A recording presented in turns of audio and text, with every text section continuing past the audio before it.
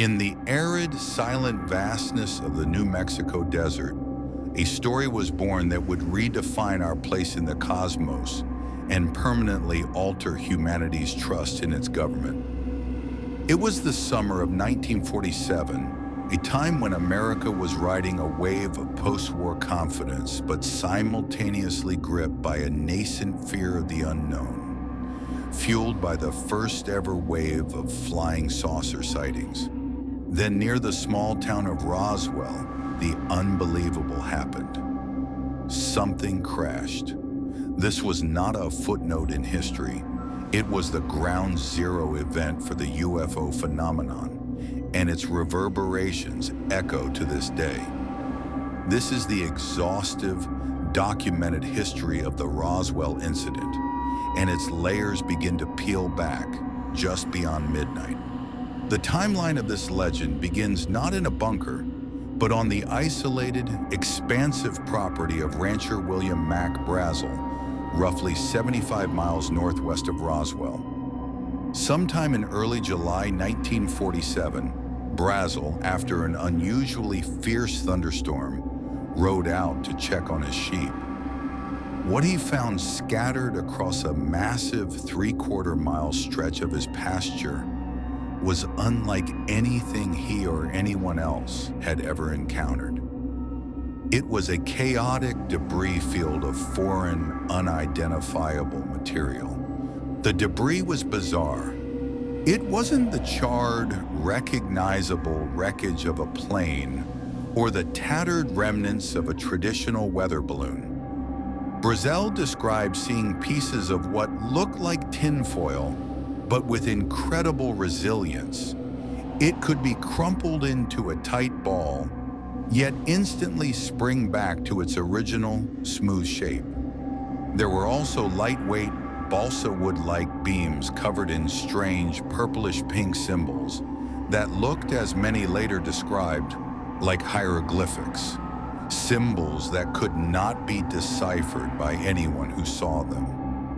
This material was impossibly light, yet resistant to being cut or burned.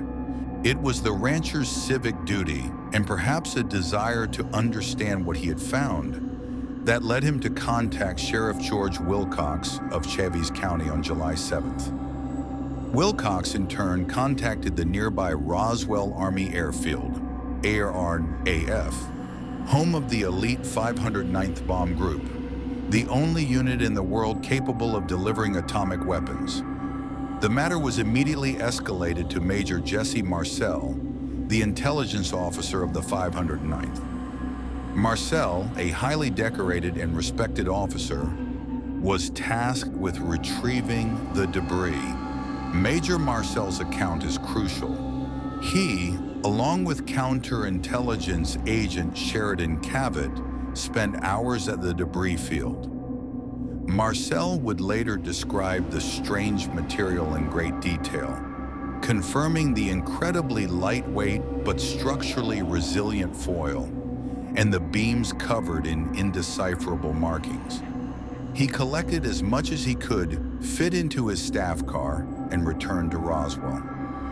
The next morning, he made a detour, taking the wreckage home to show his wife and young son, Jesse Marcel Jr., a moment that cemented the family's lifelong connection to the secret. On July 8, 1947, the story went from an isolated ranch mystery to an international sensation.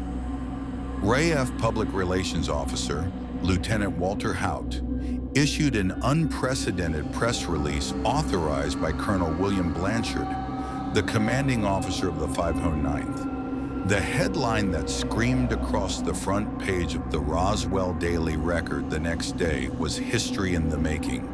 RAAF captures flying saucer on ranch in Roswell region. The excitement was instantaneous and global. This was the first official, albeit brief, admission by the United States military that they were in possession of a flying disc. For a few glorious, terrifying hours, the human race was not alone. The debris was flown immediately from Roswell to Fort Worth Army Airfield, Texas, the headquarters of the 8th Air Force, for analysis by Brigadier General Roger Ramey. But the moment of truth was brutally short-lived. Just hours after the initial press release, the military executed a dramatic and complete reversal. At a hastily called press conference at Fort Worth, General Ramey publicly displayed the debris, not the strange hieroglyphic covered material, but the familiar remnants of a conventional weather balloon and its radar target. The narrative was cemented. It was all a mistake, a mix-up, a mere misidentification of mundane equipment. The story immediately collapsed, and Roswell faded into a footnote for the next 3 decades. For 30 years, the Roswell Incident remained buried under the official weather balloon explanation. But the witnesses knew what they saw, and the truth, like the resilient foil Brazel found, refused to stay crumpled. The case was dramatically reopened in 1978 when nuclear physicist and UFO researcher Stanton Friedman interviewed Jesse Marcel. Now retired, Marcel revealed the truth. The weather balloon was a cover story. The debris he handled was not what was displayed at Fort Worth. It was truly something not of this earth. As more witnesses emerged in the wake of the 1980 book, The Roswell Incident, the story grew darker and infinitely more complex. Researchers began to uncover evidence of a second crash site, a more intact section of the craft, along with its occupants. This alleged second site was situated approximately 850 miles west of Brazel's ranch on the plains of San Agustin. Here, the wreckage was far more concentrated, and chillingly, the extraterrestrial bodies were supposedly found. Accounts from individuals claiming involvement in the body recovery were consistent. 4 to 5 small humanoid bodies with disproportionately large heads, large black eyes, and delicate thin limbs. Nurse testimony from the RAAF hospital, though later retracted under duress, spoke of fragile bones and skin resembling parchment. These extraterrestrial biological entities, or EBEs, were reportedly loaded onto transport aircraft and flown to highly secure facilities like Wright Field, later Wright-Patterson Air Force Base, and eventually to the infamous Area 51. Decades of escalating public pressure, fueled by figures like Marcel and the compelling body accounts, finally forced the United States government to respond.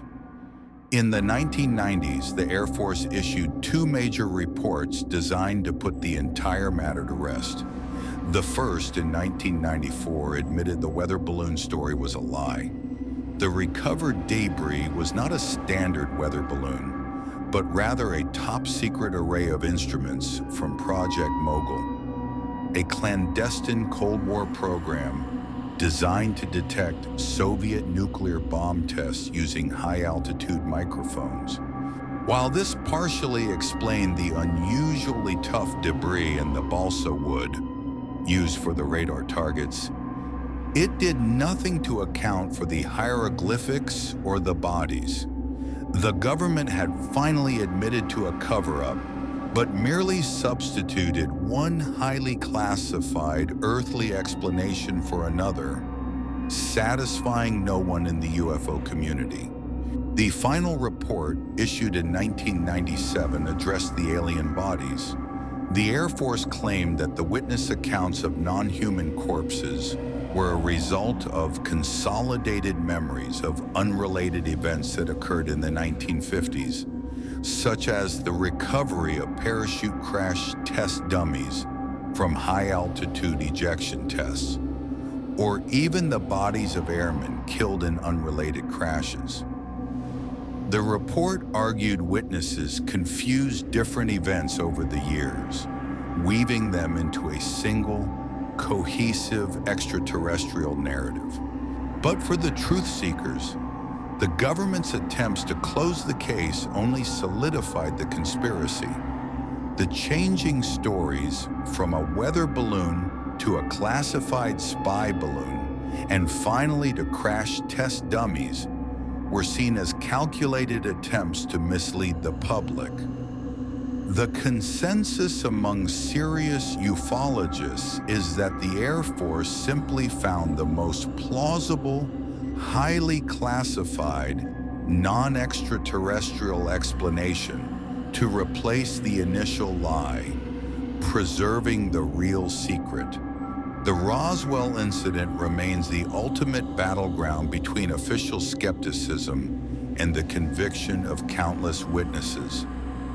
It is the birthplace of the modern cosmic Watergate, the belief that the U.S. government recovered an alien craft and its occupants, and has been actively studying advanced off-world technology, what enthusiasts call reverse engineering, for over half a century in secret facilities like Area 51. The legacy of Roswell is not just in the debris, the bodies, or the changing official story. It lies in the permanent scar it left on the American psyche, a profound, deep-seated doubt that the institutions charged with protecting us are, in fact, telling us the truth about the monumental discovery made on a New Mexico ranch in 1947. 78 years later, the truth about the flying disc remains buried, waiting to be rediscovered.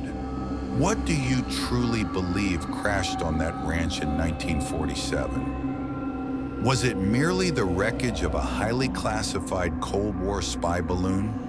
Or was it the moment humanity received undeniable proof that we are not alone? Share your documented evidence and theories on the Roswell Incident in the comments below. If this deep dive into the ultimate government cover-up left you feeling exposed to the secrets above, please like this video, subscribe for more cinematic journeys into the shadows, and ring that notification bell. Until then, remember, the biggest secrets are often hidden in plain sight, just beyond midnight.